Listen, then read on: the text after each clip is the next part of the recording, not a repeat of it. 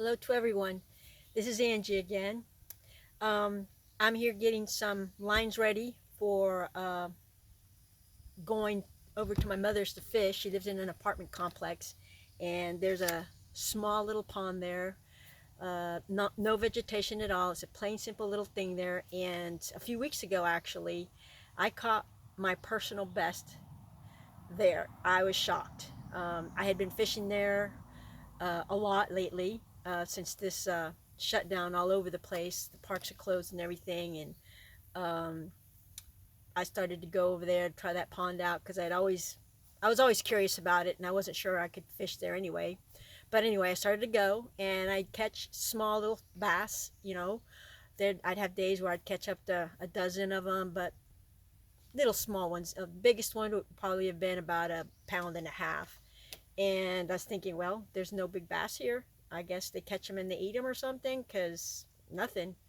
And then one day I pulled out a 5 pound, 10 ounce bass, and it was amazing. And it's been the biggest one I have caught as of yet in my year and a half of fishing.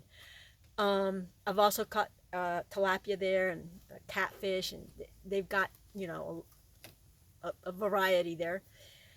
And it's clear water. So I did yesterday realize I was probably making a mistake despite the luck I had had in that pond.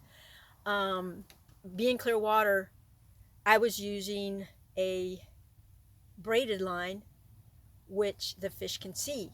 So I'm just going to quickly go over real small tidbits of the three main type of fishing lines for people out there learning like I am, um, and share it with you guys.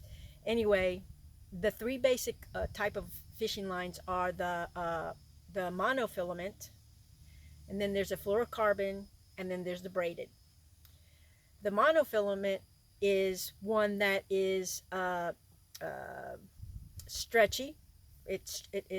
One of the characteristics is that it can stretch and it floats. When you toss it, the line floats on the water. And that kind of line people use for like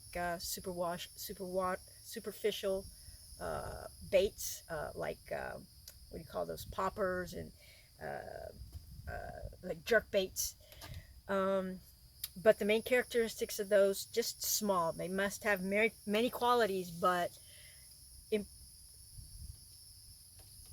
the important thing is, or in my opinion, is that it floats and that it stretches. As you grow as a fisherman, as well as myself, will learn more characteristics of each of these lines, but a little by little. Then the next line is the fluorocarbon, which is less stretchy.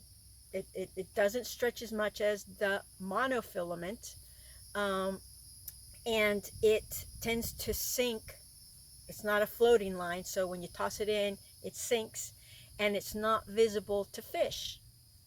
Especially when you're in clear water, they can't see it, which is an advantage, because a lot of times if the fish can see the line, they know something's up, and they won't bite, which is what I'm like thinking, over at my mother's pond, the water is clear, and I was using the third one, which is the braided, which doesn't have any kind of stretch capacity. Fish can see it, but it's a stronger line. And what was the other thing was it allows you to toss out a longer distance when you cast the reel. But yesterday I learned that in clear water, obviously now they can see the braided line, so you can make a leader, which is the first portion between the hook and your main braid. Let's say you can use like the fluorocarbon, a foot or two, attach it, so that part you can, you can still use your braided line, but the first foot or two of it, um, is fluorocarbon, so the fish can't see it when you're fishing in clear water. So I made a few adjustments to my rods, because I plan on going over tomorrow to my mother's, which is Saturday, celebrate her Mother's Day a day sooner because I want to go fishing. So I made the modifications to my line. I got the nylon, and then I tied about a foot or two of the fluorocarbon, which this rod I'll be using as a Texas rig. So I've got this ready for tomorrow. And now the braided line,